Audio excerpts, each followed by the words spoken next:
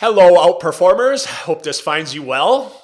You've probably heard me mention at some point that my girlfriend has a 9-year-old son. And I don't just say this because it's my girlfriend's son, but the kid is a very good athlete. He's good all around at a lot of different sports, from soccer, baseball, basketball, football, and everything else. And earlier this week, he had a football camp, which God bless them for putting on a camp amid everything going on with COVID-19 in our world these days. But his first day of camp was just a few days ago. And he came back after the camp, and it was very obvious that something was wrong with him. And we asked, what's wrong? And finally, when we peeled back the onion and got to it, this was a football camp for players of all different positions. And Cole is a quarterback, and that's what he wants to do. He really wants to be a good quarterback, but this was a camp for all the different positions in football. And it comes out that he was really down and kind of beaten up and was crying about how in one of the drills, which was a sprinting drill, there was another kid in his group that beat him in a sprint or went faster than he did. And parents, I'm betting if you have a kid that plays any kind of sports, you've probably been in a situation that's similar to this at some point. But I gave him two pieces of advice that when we really were talking about it, about how he can use this and kind of the perspective and the mindset in which you should look at it. And the first one was, it's something that I talk a lot about in Outperform for student athletes. And I have no problem with social comparison. And I think especially with kids, whether you're talking about grade school, junior high, or high school, it is a time of heavy social comparison. And a lot of our world just in general, I feel like, is based on that, for better or for worse. But I always say, social comparison is fine, but you have to know what impact that is having on your individual psychology. In other words, if I look at a kid that's faster than me, that sprinted and beat me in a race, do I just drop my head? Do I cry? Do I feel bad about myself? Kind of do the pity party, woe is me? Or do I look at that person the same way that I would look at somebody that's maybe a better coach, a better writer, a better speaker, and say, okay, this person might be better than me right now, but what can I learn from them to be able to make me better in the future? And that's how outperformers look at things, is they just look at it and they say, okay, this person might have a leg up on me in this, but they're doing this that's a little bit better. And if I just work on that, and success leaves clues, and if I just implement some of these things and really work on it, I can be where they are, or I can at least close that gap. And use that failure, instead of looking at it as failure, look at it as feedback in terms of what you can do to individually get better. So that was the first piece of advice that we talked to Cole about.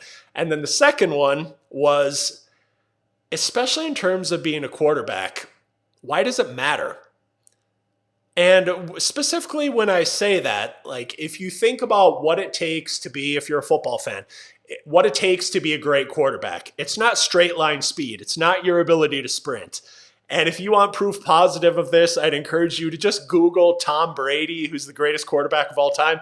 Google his 40-yard dash video from the NFL Combine. In the words of the great Lou Holtz, if Tom Brady was in a race with a pregnant mother, he'd finish third. I mean, it's just one of those things that it's not a requirement to be a great quarterback, to be really fast, and to be able to have straight line sprinting speed. And one of the things that Cole's really been working hard at, and that he's been doing very well, is he's been working with just a high school quarterback from one of the local schools here on just a lot of throwing mechanics and a lot of footwork, which is something that does matter in terms of actually being a good quarterback.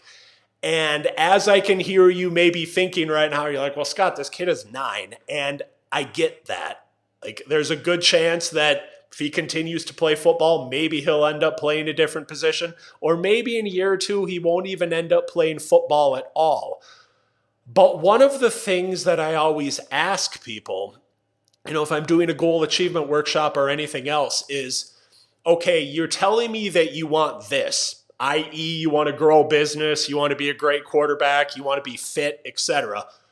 What do you really need to be excellent at to make this happen? And when you can identify those things, the maybe one, two, or three different things that you need to be excellent at to be able to influence this outcome that you say that you want, now all of a sudden it simplifies things, it reins in and it harnesses your focus, and it's the best way for you to get from point A to point B instead of worrying about the things that really in the grand scheme of things don't matter. So in talking to Cole about this, it was just, okay, I know that you want to be a faster sprinter, but let's really look at what the requirements are if you want to be a great quarterback. And I get you want to be faster than this kid, but in the grand scheme of things, it just really doesn't matter that much. And if you want to be more focused, more productive on anything in your life, if you can just identify what you need to be excellent at or what you need to do really well to be able to influence that outcome, you'll never feel like you're getting more done faster and easier and getting better results for the time that you invest into something. So again, I think these are two things that we can all use in our own life. If you're doing any type of social comparison, personally, professionally, athletically, or otherwise, just think about what can I potentially learn from the people that are maybe a little bit better than me at something. And also think about what are the things that I need to be excellent at to influence whatever outcome or whatever destination I want to get to in my life. You do these two things, you will be outperforming the norm, and I promise you'll be doing your best every single day. Have a great day.